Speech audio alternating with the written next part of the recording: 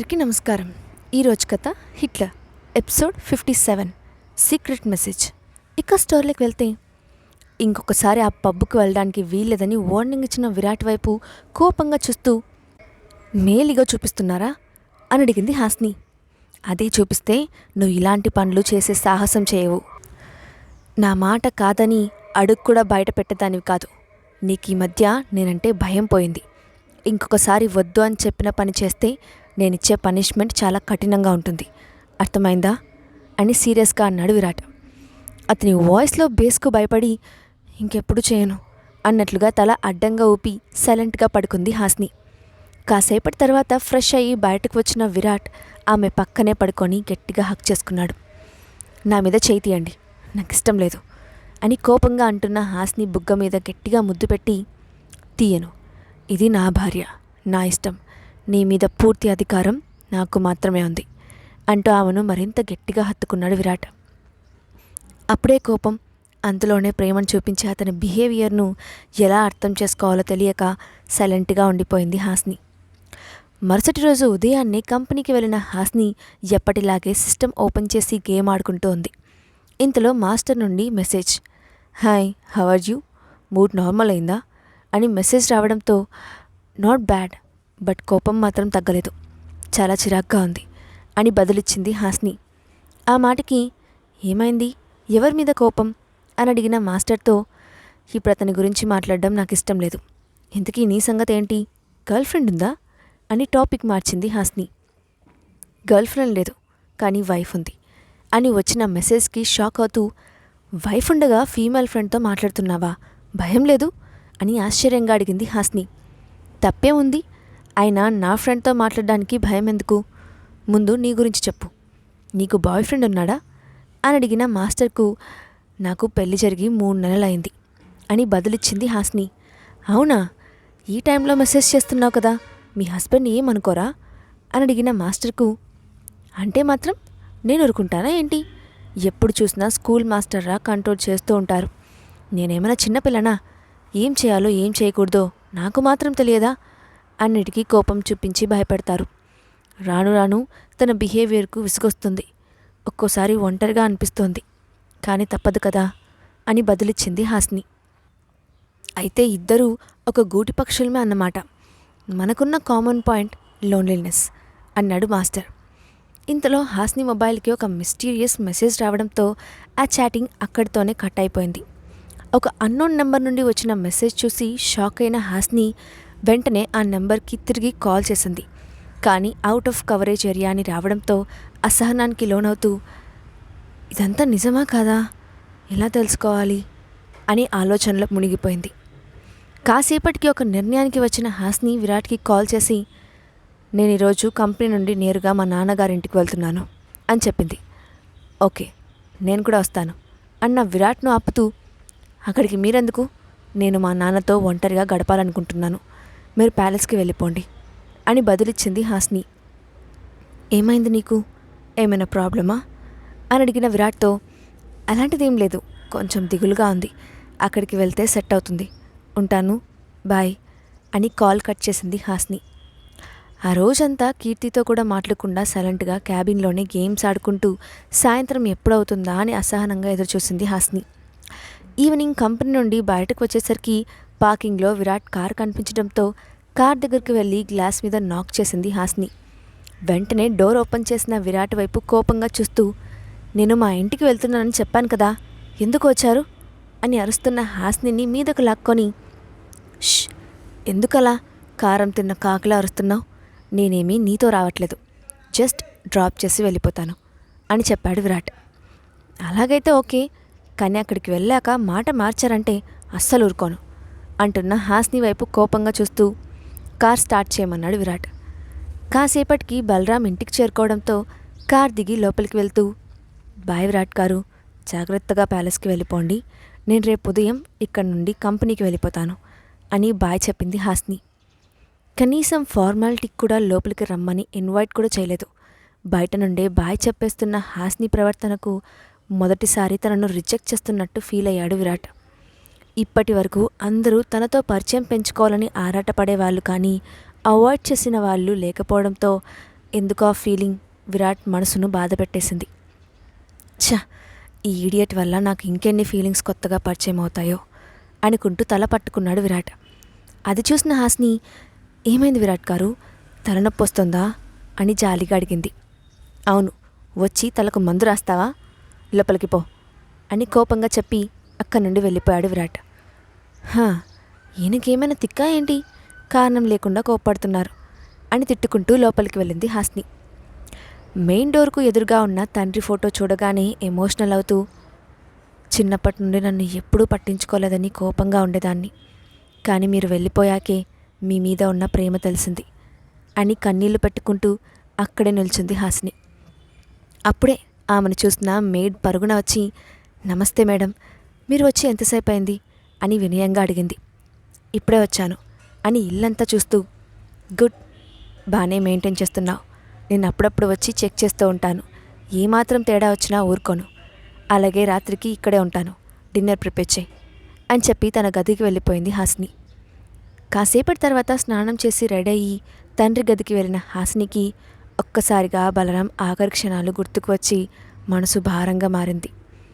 ఆ గదిలో ఒక్కో అంగుళం పరీక్షగా చూస్తూ టేబుల్ సొరుగులో తల్లిదండ్రులతో కలిసి ఉన్న ఫోటోని చూసి బయటకు తీసి ప్రేమగా చూస్తూ, మీరిద్దరూ నన్ను వదిలేసి స్వర్గానికి వెళ్ళిపోయారు, ఎంత సెల్ఫిష్ అసలు, విరాట్ గారే లేకపోతే మీ కూతురు ఈరోజు ఇంత స్ట్రాంగ్గా ఉండేది కాదనుకుంటా అని ఫోటోతో కాసేపు కబుర్లు చెప్పి విండో దగ్గర నిల్చున్న హాస్నికి రోడ్డు మీద చెట్టు బోసిగా కనిపించింది.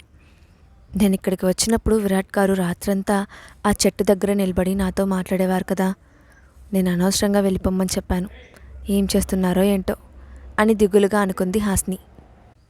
ఇంతలో మార్నింగ్ వచ్చిన మెసేజ్ గుర్తుకు రావడంతో అందులో ఉన్న మ్యాటర్ నిజమో అబద్ధమో ఈ రాత్రికి తెలుసుకోవాలి అనుకుంటూ వేగంగా డిన్నర్ ముగించి క్యాబ్లో ముందు రోజు వెళ్ళిన పబ్కి బయలుదేరింది హాస్ని. క్యాబ్ దిగి ఎంట్రన్స్ ముందు నిల్చొని, నిన్న ఇక్కడే ఆ మహేశ్వరి హారతిని చూశాను, బహుశా ఈరోజు కూడా ఇక్కడే ఉండొచ్చు, మా నాన్న చనిపోవడానికి కారణం పాయిజన్ అటాక్ అని అన్నోన్ నెంబర్ నుండి వచ్చిన మెసేజ్లో ఉంది. వీరిద్దరిని పట్టుకొని గట్టిగా అడిగితే తప్ప నిజానిజాలు బయటపడవు, ఒకవేళ అదే నిజమైతే మాత్రం అందుకు కారణమైన వాళ్ళను ఒక్కరిని కూడా వదిలిపెట్టాను అని కోపంగా పిడికిలు బిగించింది హాసిని. ఇక్కడ ఎంతసేపు నిల్చున్నా ఎలాంటి ఉపయోగం ఉండదు, లోపలికి వెళ్ళాలి. ఏంటో ఈ పబ్ని చూస్తే చీకటి ప్రపంచం గుర్తొస్తుంది, అందరూ తాగుతూ తిరుగుతూ మత్తులో మునిగి తేలుతున్నారు.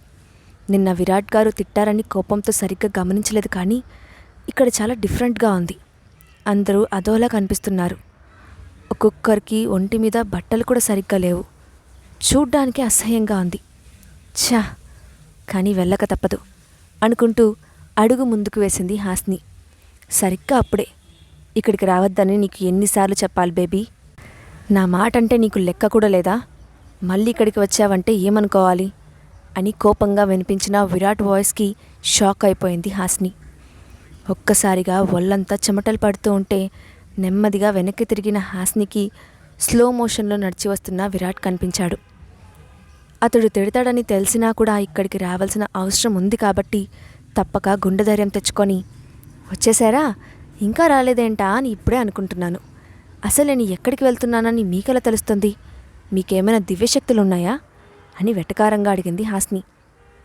అవును ఉన్నాయి, అయితే ఏంటి, ఇక్కడికి ఎందుకు వచ్చావు, నిన్న అంతగా చెప్పినా బుద్ధి రాలేదా, నీతో మంచిగా ఉంటుంటే అస్సలు మాట వినట్లేదు, లాభం లేదు, పాత విరాట్ను బయటకు తీసి పనిష్మెంట్ ఇస్తే కానీ దారిలోకి రావు అని కోపంగా చూశాడు విరాట్. ఏంటి, ఎప్పుడు చూసినా స్కూల్ ప్రిన్సిపల్లా పనిష్మెంట్ ఇస్తున్నారు, నేను ఇక్కడికి ఒక ఇంపార్టెంట్ పని మీద వచ్చాను, ప్లీజ్ నన్ను లోపలికి వెళ్ళనివ్వండి అని రిక్వెస్ట్ చేసింది హాస్ని.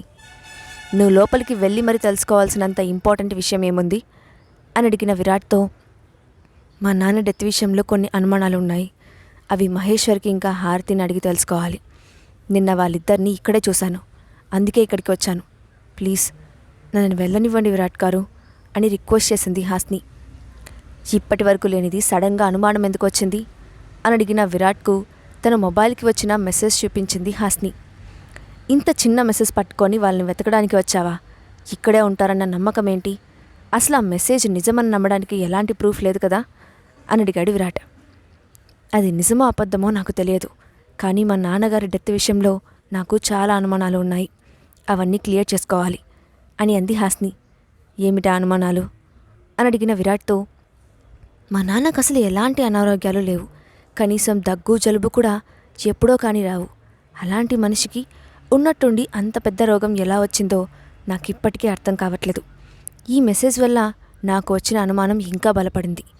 ఎట్టి పరిస్థితుల్లోనూ ఈ విషయంలో నిజానిజాలేంటో తెలుసుకోవాలని డిసైడ్ అయ్యాను అని చెప్పింది హాస్ని. సరే, కాసేపు సైలెంట్గా ఉండు, నేను చూసుకుంటాను అంటూ దాస్కు హాస్ని మొబైల్ ఇచ్చి మెసేజ్ ఎక్కడి నుంచి వచ్చిందో కనుక్కోమని చెప్పాడు విరాట్. అంటే నేను చెప్పిన విషయం నిజమని మీరు నమ్మడం లేదా అని బాధగా అడిగిన హాస్ని వైపు తీక్షణంగా చూస్తూ, అసలు మెసేజ్ పంపిన వాళ్ళు ఎవరో తెలుసుకోవాలి కదా, దాస్ వెళ్ళి ఎంక్వైరీ చేసుకొని వస్తాడు, కాస్త ఓపిక పట్టు అన్నాడు విరాట్. దాస్ ఎందుకు విరాట్ గారు, నేను వెళ్తానని చెప్తున్నాను కదా, మీకు హెల్ప్ చేయాలని లేకపోతే క్లియర్గా చెప్పండి. నా పాటలేవో నేనే పడతాను, కానీ కూతురిగా నా తండ్రి చాలా అవసరం అని స్పష్టం చేసింది హాస్ని. సరే, నేను కనుక్కుంటాను, ముందిక్కడి నుండి పద అంటే ఆమె చేయి పట్టుకున్న విరాట్ వైపు కోపంగా చూస్తూ, మీకెందుకు అర్థం కావట్లేదు నా బాధ, నన్ను డైవర్ట్ చేయాలని చూస్తున్నారా? ఈరోజు విషయం తెలుసుకోకుండా నేను తిరిగి రాను, నాకు మీ హెల్ప్ కూడా అక్కర్లేదు, నన్ను వదిలేస్తే చాలు అని కన్నీళ్లతో అంది హాస్ని. వెంటనే ఆమెను గట్టిగా హక్ చేసుకొని, ఎందుకు ఇంత బాధపడుతున్నావు, నేను తెలుసుకుంటానని చెప్తున్నాను కదా అని అంటున్న విరాట్ వైపు దీర్ఘంగా చూస్తూ, నిజం చెప్పండి, మీకు ఈ విషయం ముందే తెలుసు కదా అని కోపంగా అడిగింది హాస్ని. హాస్ని ఇంత తొందరగా కనుక్కుంటుందని ఊహించకపోవడంతో షాక్ అయిన విరాట్ ఆమెకు ఏమని బదులివ్వాలో తెలియక, నువ్వేదో అనవసరంగా ఊహించుకుంటున్నావు, అంతే, అలాంటిదేమీ లేదు, మనం ప్యాలెస్లోకి వెళ్ళిపోదాం, దాస్ ఇన్ఫర్మేషన్ కనుక్కొని మనకు చెప్తాడు అంటూ హాస్నితో కలిసి బయలుదేరాడు విరాట్. కారులో విరాట్తో ఏమీ మాట్లాడకుండా ఒక పక్కన సైలెంట్గా కూర్చుంది హాస్ని. లోపల స్ట్రెస్ తీసుకుంటూ ఉంటే తెలియకుండానే దొంగతనం చేయాలన్న కోరిక ఎక్కువైపోయింది. అలా చేయడం తప్పు, ఒక్క విరాట్ మాత్రమే కాదు, అందరి దృష్టిలో దొంగగా మిగిలిపోతాను అని బలవంతంగా తనను తాను కంట్రోల్ చేసుకుంది హాస్ని. సరిగ్గా అప్పుడే కార్ సూపర్ మార్కెట్ను క్రాస్ చేస్తుండటంతో తనను తాను డైవర్ట్ చేసుకోలేక అక్కడ స్టాప్ చేయమని చెప్పి కార్ దిగి నేరుగా లోపలికి వెళ్ళిపోయింది.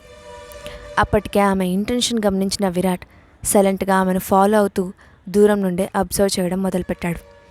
ఒక్కొక్కటి చూసుకుంటూ చాక్లెట్ సెక్షన్లోకి వెళ్ళిన హాస్ని తనను ఎవరు చూడటం లేదని నిర్ధారించుకొని కొన్ని చాక్లెట్స్ తీసుకొని సైలెంట్గా తన బ్యాగ్లోకి వేసుకొని ఏమీ ఎరగనట్లు బయటకు వెళ్ళిపోయింది. ఆమె అలా వెళ్ళగానే విరాట్ సూపర్ మార్కెట్ ఓనర్ చేతిలో డబ్బులు పెట్టాడు. ఇంత క్యాష్ ఎందుకు సార్, మేడం తీసుకున్న చాక్లెట్ కాస్ట్ జస్ట్ 30 రూపీస్ అంతే, దానికి మీరు చాలా డబ్బులు ఇచ్చారు అని వెనక్కి ఇవ్వడానికి చేయి చాపాడు ఓనర్. నో ప్రాబ్లం అంటూ విరాట్ వేగంగా బయటకు వెళ్ళిపోయాడు. అక్కడున్న దాస్తో, మీ సార్కి ఆ మేడం ఏమవుతారో నాకు తెలియదు, కానీ ఆవిడ మాత్రం చాలా లక్కీ, కానీ ప్రతిసారి ఆమె చేసే వాటిని ఇలా కవర్ చేసుకుంటూ పోతే మీ సార్ ఆస్తులు అమ్ముకోవాలి అని జాలిపడ్డాడు సూపర్ మార్కెట్ ఓనర్. అలాంటి భయమేం అక్కర్లేదు, మా సార్ సంపాదించేది మేడం కోసమే, ఇలాంటివి ఆయనకు అస్సలు లెక్కే కాదు అని చెప్పి వచ్చేశాడు దాస్. అప్పటికే బయటకు వచ్చిన విరాట్కి కారులో హాస్ని కనిపించకపోవడంతో ఎటు వెళ్ళిందో తెలియక చుట్టూ వెతుకుతూ తిరిగాడు. సరిగ్గా అప్పుడే ఎవరో వెనక నుండి కర్రతో అతని తల మీద బలంగా కొట్టారు. ఇంతకీ విరాట్ తల మీద కొట్టిన వాళ్ళెవరు? హాస్ని ఎక్కడికి వెళ్ళింది? హాస్ని ఏమైనా ప్రమాదంలో ఉందా? నెక్స్ట్ పార్ట్లో చూద్దాం. ఈ స్టోరీ అప్డేట్ ఎలా ఉందో కింద కామెంట్ బాక్స్లో మీ ఒపీనియన్ని షేర్ చేయండి. అలాగే ఇలాంటి మరిన్ని స్టోరీస్ కోసం మా ఛానల్ని తప్పకుండా సబ్స్క్రైబ్ చేసి పెట్టుకోండి. Thanks for watching.